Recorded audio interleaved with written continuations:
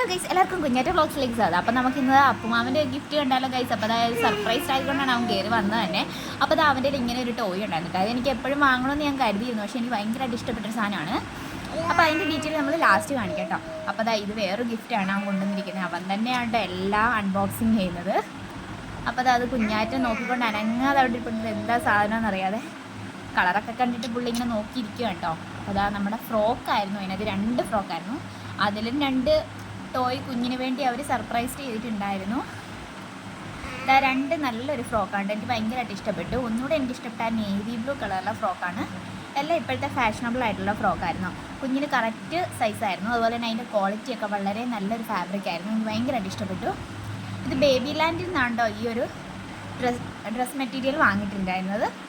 അപ്പം നിങ്ങൾക്ക് ഇഷ്ടപ്പെട്ടിട്ടുണ്ടെങ്കിൽ നിങ്ങൾ നേരെ അങ്ങോട്ട് പോവുക. അത് ചങ്ങനാശ്ശേരിയിലാണ് എൻ്റെ ഷോപ്പൊക്കെ.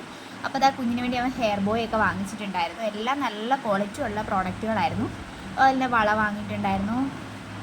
കുഞ്ഞിന് തല വെക്കാനായിട്ട് ഹെയർ ബോസ് ഒക്കെ വാങ്ങിച്ചിട്ടുണ്ടായിരുന്നു.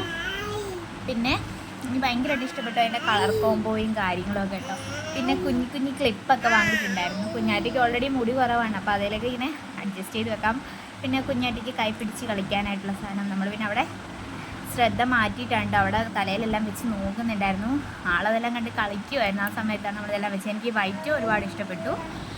അപ്പോൾ അതാ നിങ്ങൾക്ക് ഈ വീഡിയോസൊക്കെ ഇഷ്ടമായിട്ടുണ്ട് എല്ലാവരും ഒന്ന് മറക്കാണ്ട് കമൻറ്റ് ചെയ്യുക, സബ്സ്ക്രൈബ് ചെയ്യുക, ഷെയർ ചെയ്യുക. അപ്പോൾ ഇവനൊരു പൊളിയാട്ടോ ഗൈസ്.